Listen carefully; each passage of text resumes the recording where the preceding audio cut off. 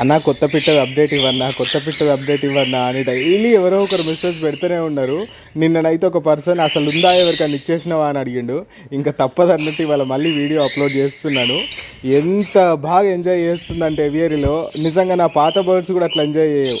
లోపలికి బయటికి లోపలికి బయటికి ఎగురుతూ ఆడుతూ పాడుతూ ఎంత సంతోషంగా ఉందంటే మీరే చూడండి. ఇంకా లాస్ట్లో పోయే ముందు మాత్రం ఒక లైక్ చేసి కొత్త వ్యూస్ వాళ్ళు సబ్స్క్రైబ్ చేసుకోవడం మాత్రం మర్చిపోకండి. ఓకేనా?